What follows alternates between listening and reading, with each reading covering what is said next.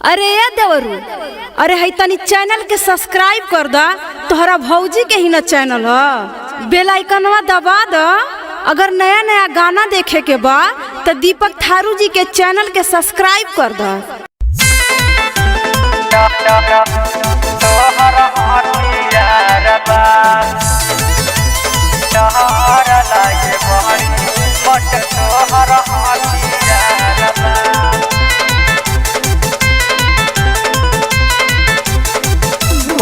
से नजीरा हम के धरी यहाँ काबारी में,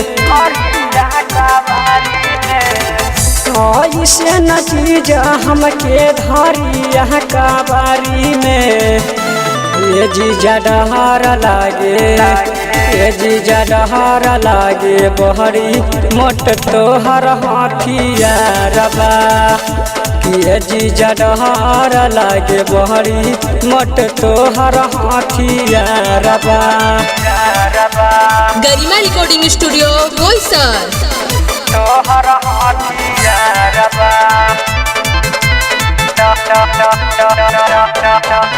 डहार लागे बहरी मोट तोहर हाथियारबा।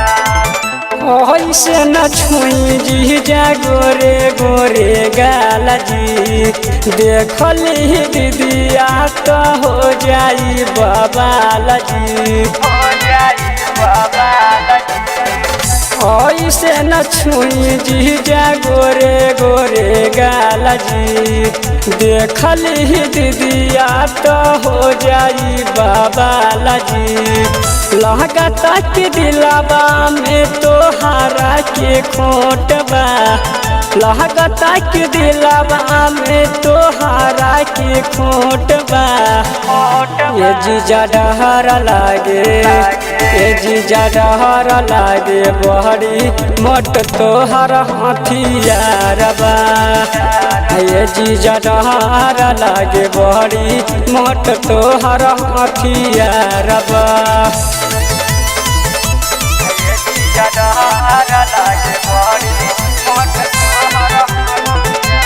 गरिमा रिकॉर्डिंग स्टूडियो बोईसर।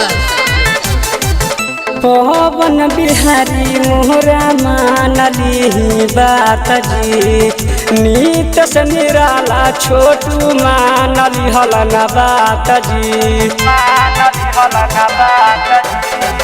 पवन बिहारी मोहरा मानली बात जी, चंदन पंकज मोहरा मानली हलन बात जी। लागता जवानी मोरा नहसिए के छोड़े, लागता जवानी मोरा नहसिए के छोड़े। ये जीजा डहार लागे, ये जीजा डहार लागे बड़ी मोट तोहर हाथियारबा।